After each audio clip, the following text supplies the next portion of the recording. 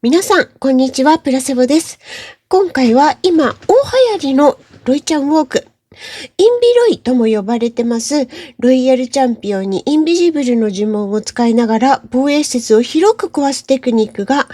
どうやったらうまくできるかを、ヒロヤさんのアタックをもとにご紹介します。今回の動画では、ロイウォークとは何か、ヒロヤさんのテクニック、そして実際それを使った参考例、ノーマルモード、そして、e スポーツレジェンドモード、さらに最後に知っておくと便利裏技紹介の順序で進みます。ぜひ最後までご視聴ください。いいねボタンとチャンネル登録もぜひよろしくお願いします。それでは行ってみましょう。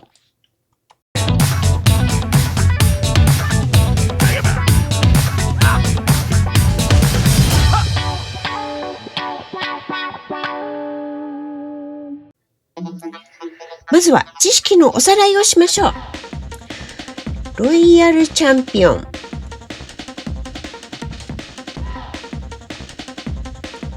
こちらは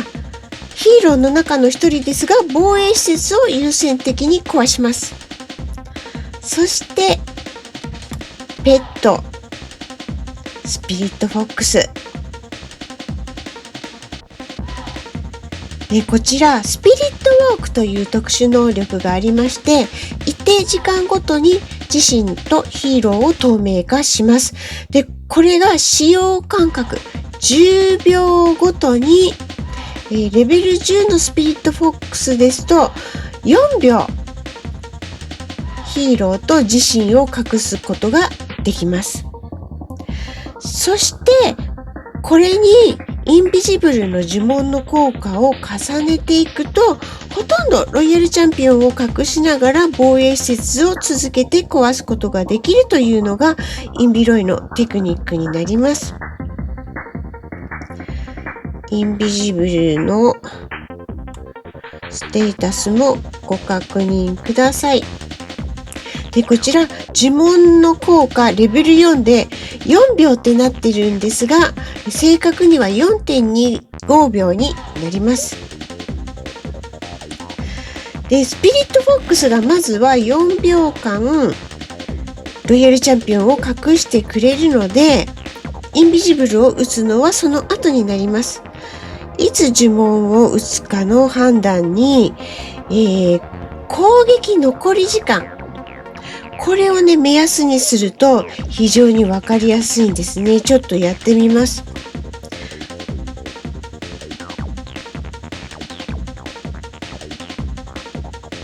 出てきましたね。ここの数字にご注目ください。いきますよ。よし。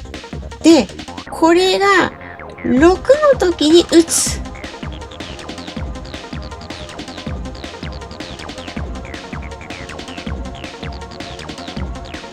さらに6の時に打つ。ちょっとずれちゃいましたかね。こんな感じで10秒に一度、ちょうど6の時にインビジブルを打つと、ほとんどロイヤルチャンピオンを隠しながら進むことができるというのがインビロイになります。ロイちゃんウォーク。では次はヒロヤさんのお手本アタックをご覧ください。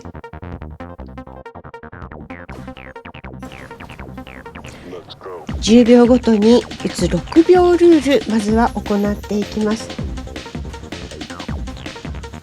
ロイヤルチャンピオンが現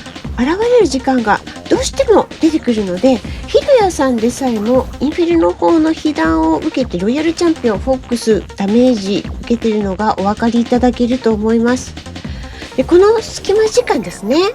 で、この間に相手ヒーローにロイヤルチャンピオンが釣られて目的の防衛施設に向かわないこともあります。そこでヒロヤさんは10秒の間に2回インビジブルを打つ7秒4秒ルールを取り入れました。6秒ルールの合間に入れつつ、それらのデメリットを最小限に抑えるようにしました。こちらの図解はヒロヤさん自らが作成されたものです。6秒ルールでは呪文とスピリットフォックスの効果が切れる時間があるのに対して7秒4秒ルールだと切れ間がありません。ただし呪文を多く使ってしまうので使いどころを限定しつつ6秒ルールと混ぜて行うことでダメージを極力抑えて目的の施設までロイヤルチャンピオンとフォックスを送り込むことができます。では先ほどと同じ配置を今度は7秒4秒ルールで行ったものをご覧ください。先ほどはインフェルノ法から爆撃を受けつつ進んでいたのでタウンホールに到達するまでにヒットポイントが少なくなっていたんですけれども、今回は体力が残っている状態でタウンホールを捉えることができています。クエイクの呪文や装備のヘイスト薬の効果も使うとこうやってさらに広範囲に防衛施設を削っていくことができます。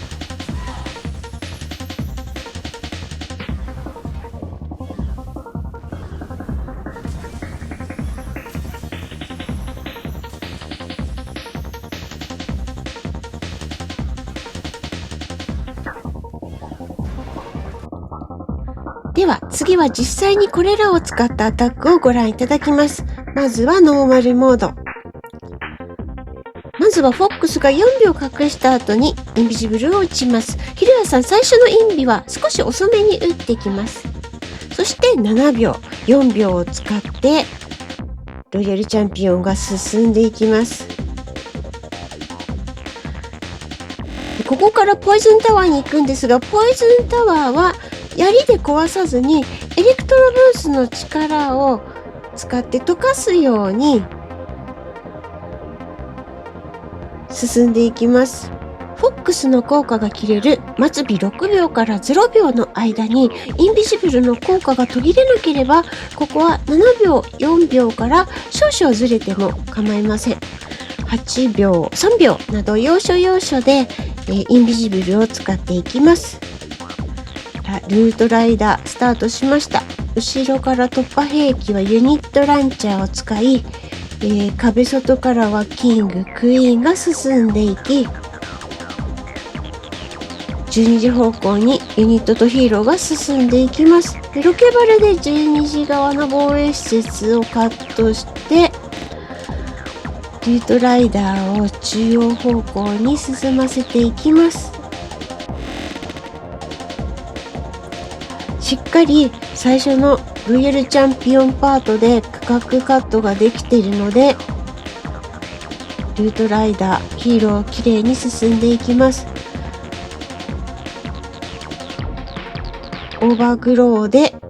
7時側の施設を隠しつつ防衛援軍のアイスゴーレムに固まりつつもルートライダーぐんぐんと進んでいきます。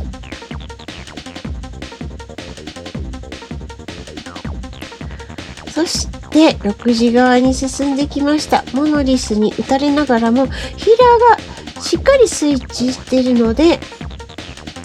ヒットポイントが減ることなくユニットが進んでいるのがお分かりいただけると思います。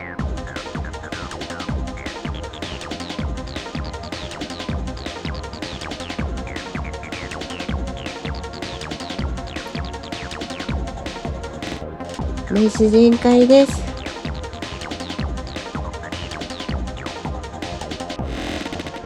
ノーマルモード2つ目のアタックもご覧ください。まずはやはりヒロヤさん最初のインビジブルは遅めに打ってきます。6秒と5秒の間ぐらいですかね。そして奥に進んでいきますロイヤルチャンピオンで、これもちょっと遅めに打ってきましたね。2つ目のインビジブルも。で、ここからトルネに巻き込まれて、ここから7秒、4秒を使って進んでいきます。龍炎砲をね、壊していきました。で、この他にも、ノーマルモードですと、タウンホール、マルチギアタワー、そしてクラッシュモーター、前に来た時は7秒、4秒を使って、しっかりロイヤルチャンピオンを隠して進むのが良いということです。ルートライダースタートしましたが、これも6時、7時、8時側をがっつりロイヤルチャンピオンで削ったので、9時側から12時方向を進んでいきます。オーバーグローでタウンホールを隠して、まずはその周りの施設を壊していきます。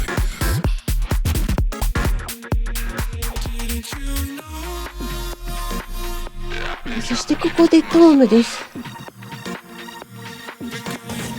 ぐるっと外側を回り込んでタウンホール現れました。そして、インビジブル9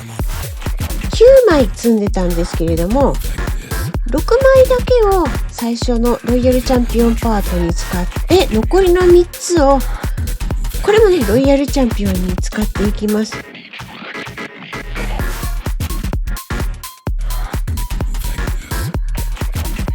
最初の区画カットで目的の施設が壊せれば、あとは後半にインビジブルを回すことでロイヤルチャンピオンが生き残りやすくなり、前回につながりやすくなります。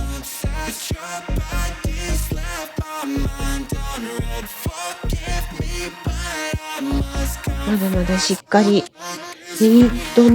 ラー残ってますよね。ヒーラーが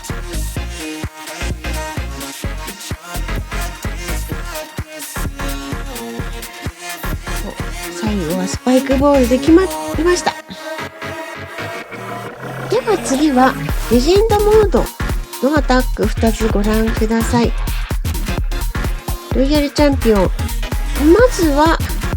レジェンドモードでも最初同じぐらいですね、6秒と5秒の間ぐらいに1つ目のインビジブルを使います。そして2つ目も6秒で打っていきます。防衛施設があまり密集してないところはレジェンドモードでも6秒ルールを使っていきます。そして7秒、4秒を使ってクラッシュモーターをね壊していきました。ここでリターンで回収。そしてルートライダーが進んでいきます。キングクイーンが12時側からサイドカットをし、まず1つ目のオーバーグローを主力角に使いながら、ルートライダーが外側をですねぐるっと回っていきます。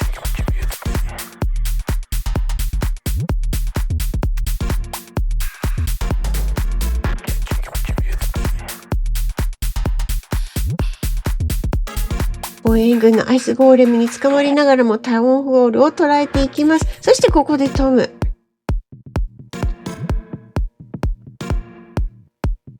2つ目のオーバーグローは6時、7時側の施設を隠してベニット・ド・ヒーローが進んでいきます。主要防衛施設をね隠しながら進んでいきますね。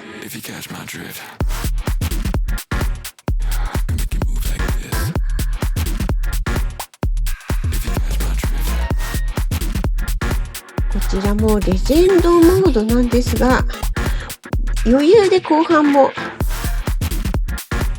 ユニットが残ってますね。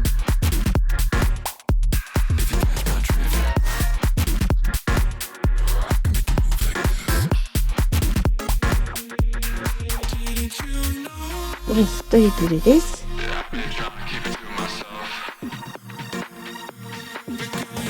レジェンドアタック2つ目ご覧ください。ロイヤルチャンピオンがスタートしていきます。で、ここもね、まずはちょっと遅めのインビジブルですね。で、ここでクエイクでダメージを与えつつ7秒、4秒ルールを使ってクラッシュモーターとモノリス、マルチギガタワーと高火力の防衛施設壊していきました。そしてルートライダーがスタートしていきます。しっかりロイヤルチャンピオンで区画カットをしたので進む道が決まってますね。使ったインビジブル3つでしかも7秒4秒ルールも使ったんですけれども、一区画壊しているのでニュートライダーばらけず進んでいます。1つ目のオーバーグローはタウンホールに打っていき、ここでトーム。そして2つ目のオーバーグローを6時5時側の施設にかけて進んでいきます。タウンホールはロイヤルチャンピオンがケーテスピアを放っていきます。で、龍炎砲が攻撃をねしてきてちょっとうざったいんですが、ここでロイヤルチャンピオン残ってるインビジブルを使って龍炎砲を捉えていきます。ここにインビジブル残ってるといいですよね。で、キングのスパイクボールもまだ残っています。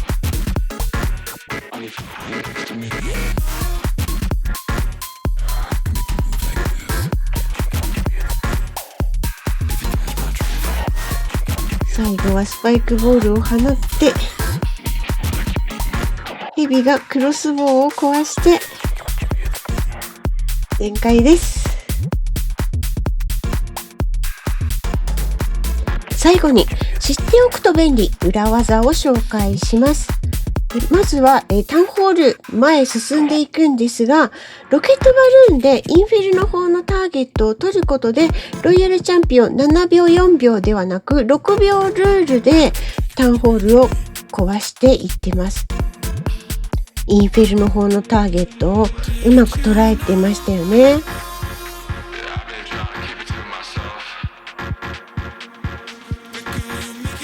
次はロケバル4体をウィズ島に一気に出していくと、ウィズ島を壊してさらに奥のボムタワーを壊しポイズンタワーまで起動させロイヤルチャンピオンを奥に進ませていくテクニックです。以上、ぜひ参考にしてください。ひろやさんありがとうございました。それでは皆さん、さようなら。